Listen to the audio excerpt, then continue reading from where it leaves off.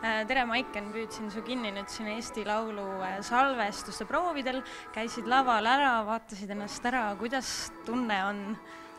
Isegi päris hea, et nüüd nipet-näpet laulmise suhtes sain veel, et mingid niisugused keerulisemad kohad, võib-olla teen midagi natukene veel teistmoodi, aga põhimõtteliselt isegi täitsa tore oli.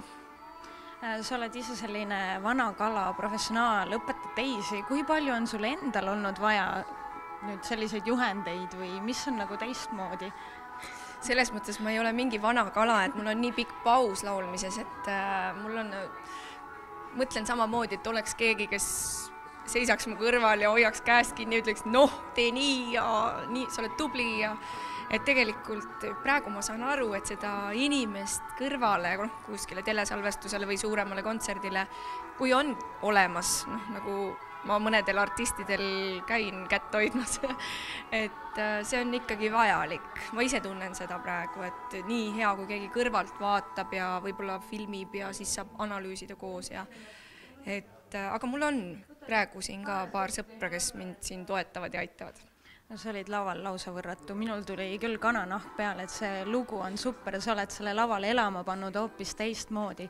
Räägi ka natuke oma lavakostüümis, sa nägid tõeline püss välja. Et mis selle taust on? Ma tänan väga. Mul on väga hea stilist Liisi Eesmaa, kes selle kleidi disainis ja ehted ja kõik asjad mul sättis mind. Siis soeng ja meik Kaia Triisa ja Karel Oja, nii et super kamp on koos, kes mind siin tuuninud on, aga me veel vaatame natuke üle seda, pärast seda telepilti, siis saab nagu veel nagu üle vaadata, aga ma tänan komplimendi eest. Tõesti, siiralt. Aga kas on veel keegi sinul endal, kellele sa ka natuke ise lisaks pöialt hoiad või kelle nagu teekonda sa jälgid või mõni lemmiklugu ka kellelgi teiselt sel aastal? Seda ausalt öeldes, seda teine poolfinaal, mis meil praegu siin käib, ma vaatan kõiki lugusid järjest niimoodi, et vau, kui hea.